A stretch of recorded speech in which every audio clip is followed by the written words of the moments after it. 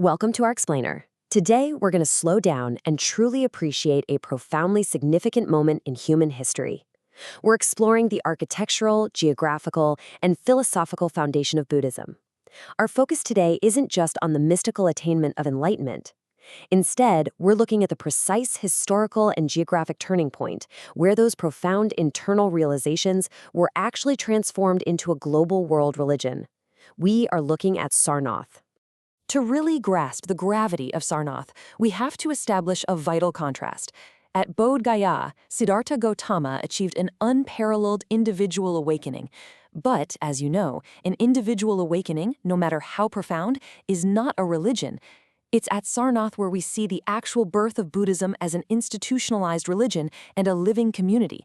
This is where the Buddha revealed his learnings, completely altering the trajectory of history. Here is our roadmap for today. We'll begin with the awakening in Bodh Gaya, then trace the strategic journey to Sarnath. From there, we'll explore setting the wheel in motion, followed by the birth of the Sangha. And finally, we'll examine the lasting legacy of this sacred landscape. Let's get right into it. Section 1, Awakening in Bodh Gaya. We have to start at the absolute point of origin, beneath the shade of the Bodhi tree. Before it was known to the world as Bodh Gaya, this village was known by its ancient Pali name, Uruvela. After 6 agonizing years of extreme fasting and physical self-mortification, Siddhartha Gautama realized that punishing his body just wasn't going to lead to liberating his mind. So, abandoning these extremes, he sat beneath a pipal tree right there in Uruvela. At 35 years old, he entered deep meditation, systematically defeating Mara, which in Buddhist cosmology is the personification of delusion, temptation, and death. Through the watches of the night, he pierced the veil of ignorance, achieving the ultimate triumphant victory. He became the fully awakened one, the Buddha. But this presents a fascinating historical paradox. At Bodh Gaya, awakening remained the experience of one individual. The Buddha had achieved the ultimate liberation from the cycle of rebirth and suffering. He completely understood the intricate web of dependent origination. And yet, this monumental victory was entirely contained within the silence of his own mind. Which leads us to a really critical question, one that historians and religious scholars are constantly asking. How exactly does a private, deeply internal, and frankly ineffable revelation become a communicable teaching? How does a silent realization survive the death of the one who realized it? Well, to answer this, we need to follow the Buddha as he makes a highly calculated physical and intellectual shift. Section 2, Journey to Sarnath. We transition now to the strategic geography chosen for the Buddha's very first public teaching.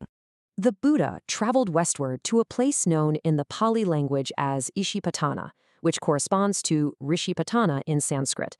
Let's break down that terminology for a second. The terms Isi in Pali and Rishi in Sanskrit both refer to enlightened or holy sages. So the name beautifully translates to the place where holy men descended, or the hill of the fallen sages. This sacred area situated just outside Varanasi was also known as Mrigadava, or the Deer Park. Today, of course, we know it as Sarnath. Now, the crucial point here is that the Buddha didn't just wander into Sarnath by accident. This brilliantly illustrates that he wasn't just a mystic, he was a highly astute, strategic thinker. Think about the geography.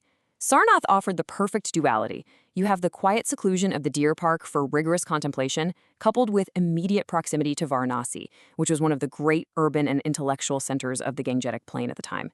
Furthermore, it sat on major trade, river, and pilgrimage routes, practically ensuring access to a wider world. And perhaps most importantly, it was the current residence of 5 specific ascetics he fully intended to reach. Section 3, Setting the Wheel in Motion. We arrive now at the pivotal moment of delivery in the Deer Park.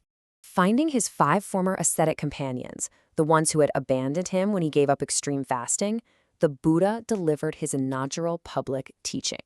It's recorded as the Dhammacakkappavattana Sutta, which translates to setting in motion the wheel of Dharma. Let's just pause on the immense weight of this moment. This exact discourse occupies an entirely unique position in history.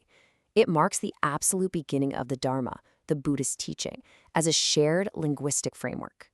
He began by dismantling the prevailing religious paradigms of his time. He laid out the 2 extremes that a seeker of truth absolutely must avoid. On one side, sensual indulgence, the comfortable royal life he'd lived as a prince, which he deemed base and unprofitable.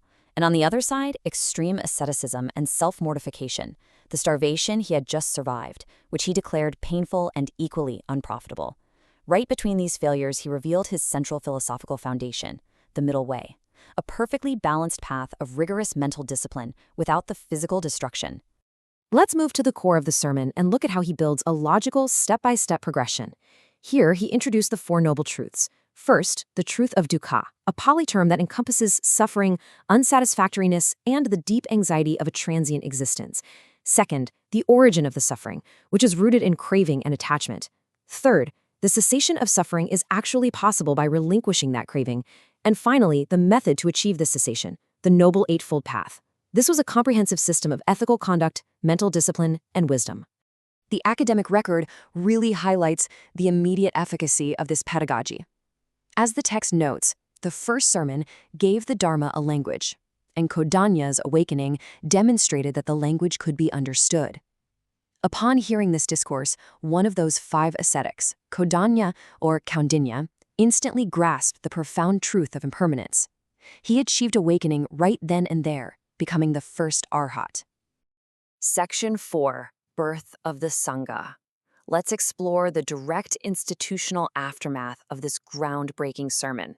You see, even the most profound philosophy can't survive on the sheer charisma of its founder alone.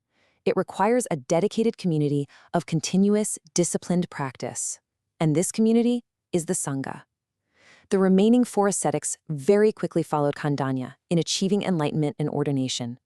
And just like that, right there in the deer park, the Sangha, the Buddhist monastic order, was officially born. A truly remarkable historical acceleration occurred at Sarnath. It wasn't just a single speech. Over a very short period, the silent enlightenment of Bodhgaya became a verbal teaching. That teaching became an active dialogue with the ascetics. That dialogue forged a dedicated community. And that community rapidly began structuring itself into a tradition absolutely capable of outlasting its human founder. But we have to ask, how did a tiny group of 6 wandering ascetics transform into a massive societal movement? Well, the answer arrived in the form of a young man named Yasa, the son of a wealthy Varanasi merchant.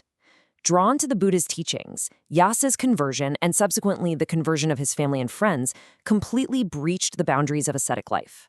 Sarnath embraced the lay community. Seeing this rapid growth, the Buddha made a revolutionary strategic decision. He instructed his monks to disperse along the trade routes, actively bringing the Dharma to the world rather than keeping his disciples safely clustered around him. Because of this, historians point out that Sarnath occupies an entirely unique place in human history. It's the exact geographical site where the 3 jewels of Buddhism first existed together as a living, breathing reality. You have the Buddha embodying awakening, the Dharma providing the doctrinal expression, and the newly formed Sangha, ensuring its physical and temporal continuity for generations to come. Section 5. Legacy of the Sacred Landscape. Let's shift our focus now to the tactile archaeological remnants that memorialize this ancient turning point. If you were to visit Sarnath today, you'd see the landscape is dominated by the awe-inspiring Dhammik Stupa, erected in the 5th century CE during the Gupta period and likely replacing an earlier Mauryan structure built by Emperor Ashoka. This massive cylindrical brick monument marks the traditional spot of that first sermon. Archaeologists and historians generally believe the name Dhammik is actually a linguistic distortion of Dharma chakra, forever linking this physical masonry to the turning of the wheel of law. Over the centuries, devoted followers placed structural visual markers to anchor these incredibly ephemeral historical events right into the earth. Excavations have revealed deep layers of monastic dwellings. Furthermore, Sarnath became a legendary center for art. A prime example, housed today in the National Museum in New Delhi, is the stunning 5th century Gupta period standing Buddha. Carved in buff sandstone, the Buddha's face expresses a blissful post-enlightenment serenity, while his right hand is raised in the Abhaya Mudra, which is the gesture of granting assurance and freedom from fear. To synthesize our academic exploration today, I want you to consider this definitive quote. Sarnath was not chosen because of political power. It was chosen because it offered the right combination of prepared disciples, a respected religious setting, and access to a wider world. The Buddha emerges from the historical record not just as an enlightened sage, but as an astute, deliberate architect of his own enduring tradition. I'll leave you with this final thought to contemplate. The realization beneath the Bodhi tree was perfect and complete. But if Siddhartha Gautama had chosen to remain in the silent isolation of Bodh Gaya, keeping his ultimate liberation completely to himself, would the wheel of Dharma have ever turned? Would the vast, vibrant history of Buddhism have ever shaped the course of human civilization? Ultimately, the answer to that question and the enduring legacy of the Middle Way was secured in the quiet deer park of Sarnath.